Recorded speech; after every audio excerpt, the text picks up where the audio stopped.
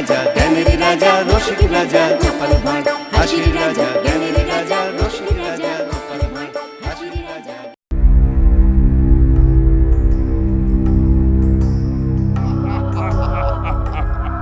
আমাদের এই বিজনেস পলিসিটি এই কৃষ্ণনগরটাকে ক্যাপচার করে নিতে হবে, কি বলো?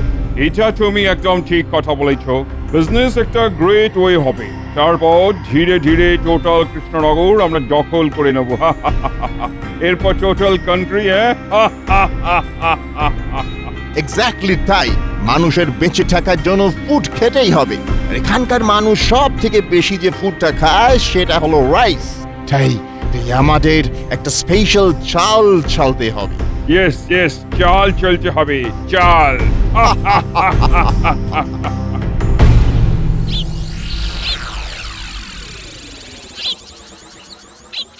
বড্ড বেলা হয়ে গেল, এদিকে খিদেতে পেট চুঁচুই করছে। বলি আজ যে তোমার দেরি হলো বড়। আরে রাজসভায় আমার কত কাজ থাকে সে কি তোমার ধারণা আছে গিন্নি? তোমার আর কি, মনের মতো রান্না করো আর খচর খচর করে পাঞ্চে পাবো। কি রান্না করাটা বুঝি কোনো কাজ নয়? হ্যাঁ, বুঝবে খেলা বুঝবে, যখন একদিন রান্না করা বন্ধ করে দেব নিজেকেই তখন তোমার হাঁড়ি ঠেলতে হবে। হ্যাঁ, তুমি কি ভাবছো? হ্যাঁ, তোমার এই কথায় আমি দমে যাব? কখনো না। তুমি যখন তোমার বাপের বাড়ি গিয়ে মনের আনন্দে বসে থাকো তখন তো আমাকেই চালে ডালে খিচুড়ি বানিয়ে খেয়ে রাজসভায় যেতে হয় নাকি? হ্যাঁ, কি গো, আমি বাপের বাড়ি থাকলে তুমি খিচুড়ি বানিয়ে খাও নাকি? ভারী মজা তো। হ্যাঁ, নিজে এমন ভাব করে থাকো জানো আমি বাপের বাড়ি গেলে তোমার খাওয়াই জোটে না। হ্যাঁ? এই রে, মুখ ফসকে কি বলতে কি বলে ফেললাম। তুমি আমাকে একদিন খিচুড়ি রান্না করে খাওয়াবে। হ্যাঁ, আচ্ছা আচ্ছা আচ্ছা গিন্নি, সে না হয় হবে। এখন তুমি শিগগির খেতে দাও, দেখি জোর খিদে লেগেছে। আচ্ছা তুমি বসো, আমি তোমার জন্য ভাত আনছি।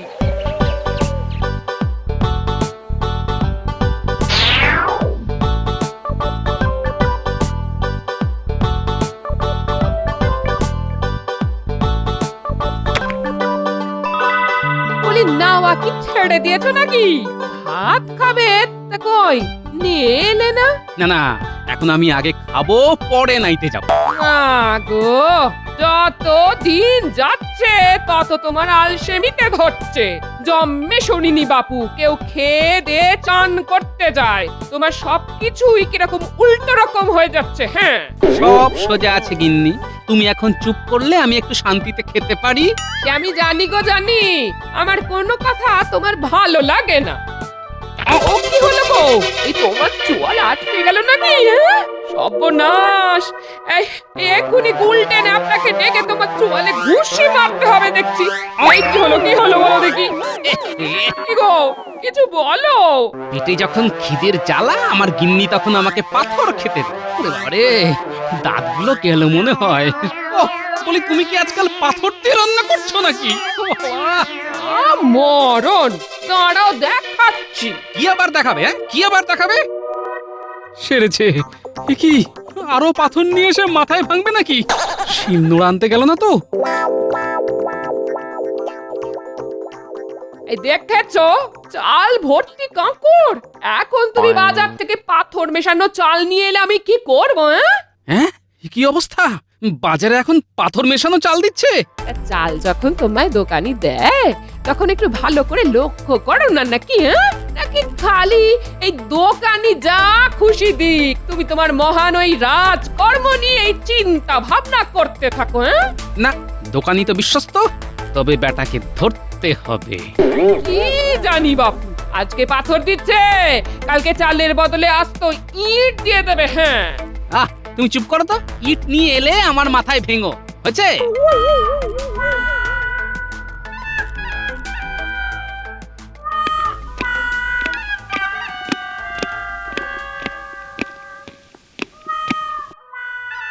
কি ব্যাপার, সিংহাসন খালি, রাজামশাই এখনো আসেননি? কি ব্যাপার, সবাই চুপ কেন? আচ্ছা, গুরুতর কিছু হয়েছে নাকি? না না, আমরা ভেবেছিলাম তুমি হয়তো জানো, এখন দেখছি তুমিও কিছু জানো না। আরে গোপাল কি করে জানবে? আমি রাজামশাইয়ের সব থেকে কাছে এবং নিজের লোক, আমি জানি না মহারাজের কি হয়েছে। হ্যাঁ, মন্ত্রী মশাই, আপনি এত কাছের লোক হয়েও খবরটুকু পর্যন্ত নেননি যে মহারাজের কি হয়েছে? আমার তো মনে পড়ে না মহারাজ কবে এত দেরি করে রাজসভায় এসেছেন। তুমি কতটুকু জানো হে? ওই তো মহারাজ,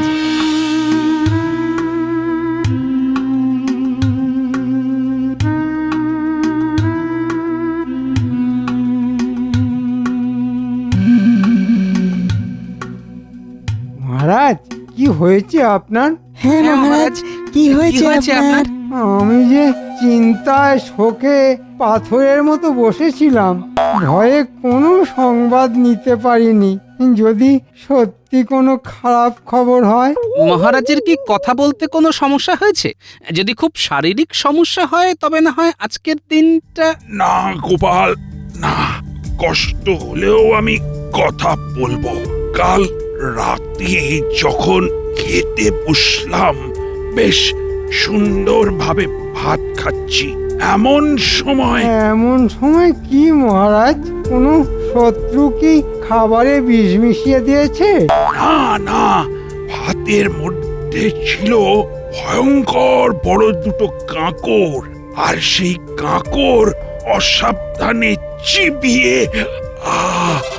আমার দাঁত দুখানা ভেঙে গেছে। মহারাজ, মহারাজ, যন্ত্রণা কমানোর পচন আমার কাছে আছে, আর আপনার এখন ওই বিশ্রামের প্রয়োজন। মহারাজ, আজকে আমার ভাতের মধ্যে বড় বড় কাঁকড় ছিল। আমি কিন্তু খুব চিন্তিত হয়ে পড়ছি, কারণ আমাদের রাজ্যের চাল এত ভালো যে আগে এরকম কাঁকড় পড়ার উদাহরণ নেই। আহ গোপাল, গোটা রাজ্যের চালের কথা এই মুহূর্তে ভাবার দরকার নেই। সবার আগে দরকার মহারাজের সুস্থ হয়ে ওঠা। হ্যাঁ, তবে এটা খুব সত্যি কথা যে রাজ্যে রাজার ভাতের চালি কাঁকড়, সে রাজ্যের প্রজাদের চালে না জানি কত কি মেশানো আছে। আমাকে খুব শিগগিরই সেই সব জানতে হবে। আচ্ছা, সে নয় পরে ভাবা যাবে। তবে আপনার সাথে সাথে গোপালের চালেও কাঁকড় পড়ল, এটা কেমন জানি সন্দেহজনক। এটা আবার ওর এক চালও হতে পারে। বেশ তো, বেশ তো। আমাকে যদি বিশ্বাস না হয় তাহলে আপনি আসুন আমার বাড়িতে, এক থালা ভাত খেয়ে যান। আমন্ত্রণ রইল। ঠিক আছে, ঠিক আছে, আর কোনো কথা নয়। মন্ত্রী, তুমি তুমি চুপ করো, চুপ করো। মহারাজ, মহারাজ, আপনি আর কথা বলবেন না, আপনার বিশ্রামের প্রয়োজন। বৈদ্য ঠিক বলেছে মহারাজ, আপনার সত্যি বিশ্রামের প্রয়োজন। শোনো, আগামী ৩-৪ দিন রাজসভা বন্ধ থাকবে। আমি তো আর কথাই বলতে পারছি না। আজ রাজসভা এ পর্যন্তই। ওহ বাবা!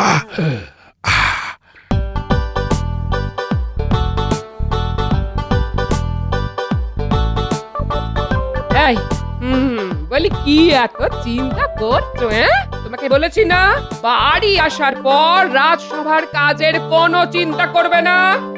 সে তো ঠিক আছে, কিন্তু এবারে একটু অন্য কথা ভাবছি গিন্নি। আসলে রাজসভা আগামী ৩-৪ দিন বন্ধ থাকবে। এ কি গো, আর আবার কি হলো? কাঁকড়ে কামড় দিয়ে মহারাজের দুটো দাঁত একদম ভেঙে গেছে, যার ফলে উনি কথাই ভালোভাবে বলতে পারছেন না। হ্যাঁ, মহারাজও কাঁকুরচি বলেন? যাই হোক, কি আর করা যাবে বলো। এই শোনো না, আমার মাথায় না একটা বুদ্ধি এসেছে। হ্যাঁ, তোমার মাথায় তাহলে বুদ্ধি এলো শেষমেশ? আমি যা বলছি সেটা শোনো। বেশ বেশ, বলো শুনি। আগামী ৩-৪ দিন তোমার কোনো কাজ নেই।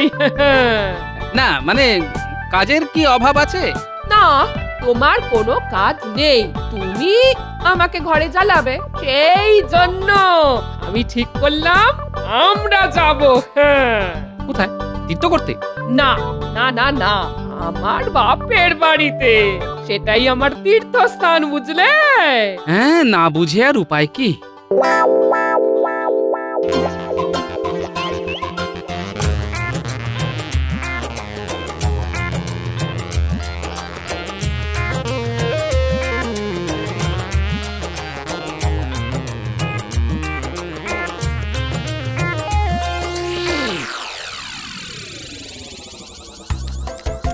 খাও বাবা জীবন, ভালো করে খাও। তোমার তো দেখাই পাওয়া যায় না। জামাইবাবু তো রাজকার্যে সবসময় ব্যস্ত থাকে। সে কি আর আমি জানি না?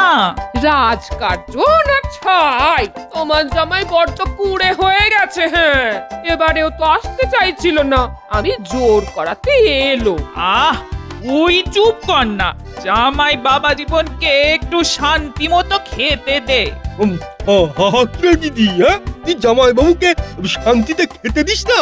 হ্যাঁ তা দেখ, তুমি তো তোমার দিদিকে চেনোই। তবে শ্বশুর বাড়িতে এসে ভালো করে খাবার মতো শান্তি আর কোথাও নেই। তোমাদের এত আপ্যায়ন, এত যত্ন আত্মি, এ কোথায় পাবো বলো? যত্ন তো করতেই হবে বাবা, জামাই বলে কথা। বাজার থেকে বেছে বেছে সেরা ইলিশ মাছগুলি নিয়েছি। তুমি আরো দুটো মাছ নাও বাবা জীবন। ওরে বাবা, আর না আর না, পাঁচখানি বড় বড় মাছের টুকরো খেয়েছি, আর হজম করতে পারবো না। জামাইবাবু, মাছগুলোর স্বাদ কেমন ছিল? খুবই খুবই ভালো, খুবই ভালো, কোনো তুলনা নেই। আমি খুব তৃপ্তি করে খেলাম, বুঝলে। তবে সব থেকে ভালো কিন্তু ভাতের স্বাদ, কোনো তুলনা নেই। বহুকাল এত সুন্দর চালের ভাত আমি খাইনি, বুঝলে। তাই না? আচ্ছা ভাই, এই চাল তুই কোথা থেকে এনেছিস? হ্যাঁ, বাজার থেকেই এনেছি। আজ 2-3 সপ্তাহ ধরে বাজারে এই চাল এসেছে। যদিও খুব দামি চাল। বুঝতে পেরেছি, দামি তো হতেই হবে। বুঝলে শ্যালক ভাই, তুমি যে দোকান থেকে চাল নিয়েছিলে, আমাকে সেখানে একবার নিয়ে চলো তো। জামাইবাবু, ওই দোকানটা বাজারের আরেক প্রান্তে। হ্যাঁ চলো না, যাই। এত ভালো চাল, ভাবছি বাড়ি ফেরার সময় এক বস্তা চাল নিয়ে যাব। বাহ, এ তো খুব ভালো কথা। চলুন চলুন জামাইবাবু, আপনাকে ওই চালের দোকানটায় নিয়ে যাই।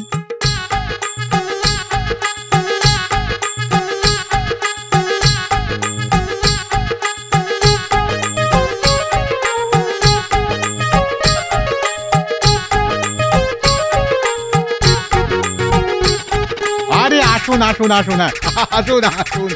কাল ভাত কেমন খেয়েছেন? চাল ভালো ছিল তো? চাল আপনার অতি উত্তম। ইনি হলেন আমার জামাইবাবু। আপনার দেওয়া চালের ভাত খেয়ে খুব খুশি হয়েছেন। হতেই হবে, হতেই হবে। এই চাল সবারই খুব পছন্দ হচ্ছে। মশাইয়ের থাকা হয় কোথায়? আমি কৃষ্ণনগরেই থাকি। বেশ বেশ বেশ। আপনার এই চাল আমার খুব ভালো লাগে, যার জন্য আমি ভাবছিলাম ফিরে যাওয়ার আগে আপনার থেকে এক বস্তা চাল নিয়ে যাব। বাহ বাহ বাহ বাহ। আচ্ছা, আপনার এই চালের দাম কত? আগে যে চাল অমূল্য, তার কি ওই সামান্য দাম আপনি দিতে পারবেন না? হ্যাঁ, সেই সামান্য দামটাই তো শুনতে চাইছি। আমার এই চাল বস্তা হচ্ছে 16 আনা। হ্যাঁ, দামটা একটু বেশি বটে। আগে 16 আনা খাঁটি চালের দাম যে 16 আনাই হবে। সে বেশ বেশ বেশ, আমি পরশু যাবার আগে নিয়ে যাব। তবে এটাও ভাবছি যে কৃষ্ণনগরে এই চাল তো আর পাবো না। না না না, নিশ্চয়ই পাবেন। তবে আপনাকে আমার মহাজনের সাথে কথা বলে চাল নিতে হবে। আচ্ছা, আপনার মহাজনকে? তাকে তো আমি চিনি না। আপনি যদি তার নাম ঠিকানা দেন তবে খুব ভালো হয়। সবাইকে তো দিতে পারি না। তবে আপনার শ্যালক বাবু আমার রোজগার খরিদ্দার, আর আপনি হলেন তার জামাই বাবু। আপনাকে না দিলে তো মহা পাপ হবে। সে আমি জানি। একটু একটু একটু অপেক্ষা করুন। হ্যাঁ, এই যে ইংরেজ বণিক, এই ঠিকানায় গেলেই তার দেখা পাবেন। তাকে বলবেন আমার কথা, বলবেন আমি পাঠিয়েছি। ব্যাস ব্যাস, তারপরে আর কোনো সমস্যা হবে না। আপনাকে অনেক ধন্যবাদ। পরশু তাহলে চালটা নিয়ে যেতে ভুলবেন না কিন্তু। না না, কখনোই নয়।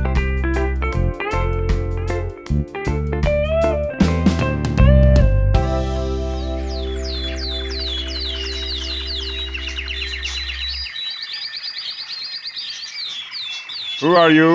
এই রে, ইংরেজি তো বুঝি না সাহেব। ওকে ওকে, আমি বাংলা বুঝি। কে আপনি? কি চাই আপনার? নমস্কার, হ্যাঁ নমস্কার। আমি রতন রায়। আমি আসলে চালের নতুন ব্যবসা শুরু করবার পরিকল্পনা করেছি বলেই আপনার এখানে আসা। ও আচ্ছা, বেশ বেশ। কিন্তু ইউ মিন তুমি এই চালের ব্যবসার কি জানো? এই কতটুকু বোঝো বলো তো? নাকি হঠাৎ ইচ্ছে হইল? হ্যাঁ? না না, আসলে আমার অনেক দিন ধরেই ইচ্ছে কৃষ্ণনগরেই চালের দোকান দেওয়া। তবে আর কি, ওই মূলধন একটু কম পড়ে গেছিল, সেটা জোগাড় করতেই যা একটু দেরি হলো, না হলে আরো আগেই শুরু করতাম। আহা, মূলধন জোগাড়ই শেষ কথা নয়, এর সঙ্গে আরো কিছু কথা আছে। তবে সেটা 1 নম্বরই আর 2 নম্বরই। এটা না বুঝলে যে তুমি ব্যবসা করিতে পারবে না। ও এরকম হয় বুঝি? কিরকম ব্যাপারটা? এই দেখো, এটা হলো 2 নম্বরই কাঁকর ভর্তি চাল। এই চালও তো আমাকে চালাতে হইবে। ঠিক ঠিক। এখান থেকে পাশের সব রাজ্যে আমার চাল যায়। পরশুদিন আমার এখান থেকে এই 2 নম্বরই চাল কৃষ্ণনগরে যাইবে। সেখান থেকে 1 নম্বরই চাল আসিবে, যেগুলো আমি অনেক বেশি দামে পাশের রাজ্যে বিক্রি করিতে পারবো। হ্যাঁ, ও বাবা, তাই বলছি তুমি দোকান না খুলে আমার এখানে টাকা ঢালো, লালে লাল হয়ে যাবে। দোকান করে অত কামাই করিতে পারবে না। বেশ বেশ, আমাদের মনে হয় খুব শিগগির আবার দেখা হবে।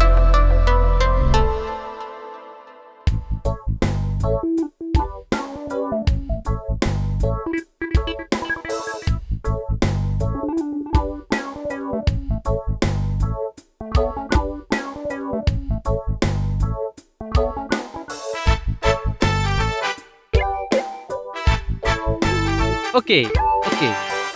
এর মানে কি গোপাল? কার কথা বলছো তুমি? কিছু না মহারাজ, ওই ইংরেজরা যখন কোনো কথা খুঁজে পায় না, তখন বলে ওকে ওকে। তাহলে মহারাজ, আপনার ব্যথা এখন অনেকটা কম, ফোলাটাও তো অনেক কমে গেছে দেখছি। হ্যাঁ হ্যাঁ হ্যাঁ, এখন আর কথা বলতে সমস্যা হচ্ছে না।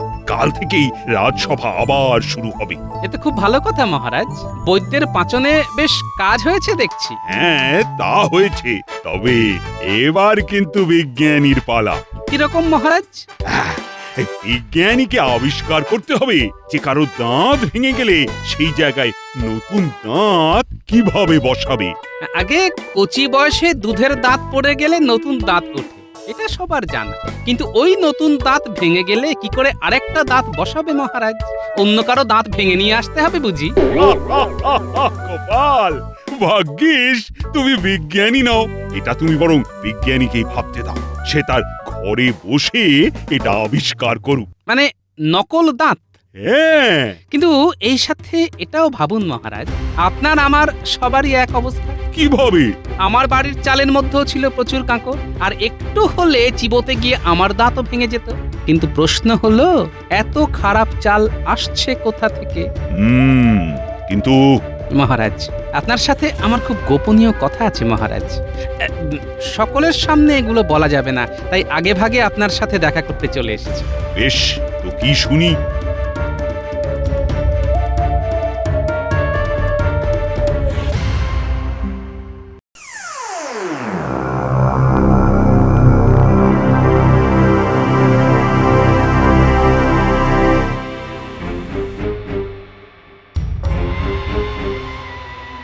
মহারাজ, বলো বলো গোপাল। দেখুন মন্ত্রী কি করছে। দেখতেই তো পাচ্ছি বিশ্বাসঘাতকটাকে। আজ বছর শেষ দিন, কে যা শেষ করার আমি করব। মহারাজ, ওই দেখুন ধানের গোলা। কিন্তু আপনি যা ভাবছেন তা কিন্তু নয়। ও, মানে ওটা ধানের গোলা নয়? না মহারাজ, বাইরে থেকে দেখে সবাই ভাববে ওটা ধানের গোলা, কিন্তু ওটায় ভর্তি পাথর। আচ্ছা, বুঝতে পারছি এবার ওদের চালাকি। এই 2 বস্তায় অর্ধেক কাঁকর ভরো, বাকিটা চাল ভরবে। আর শোনো, যা করছো তা যদি কেউ জানতে পারে তাহলে তোমাদের গর্দান নেব, মনে থাকে যেন।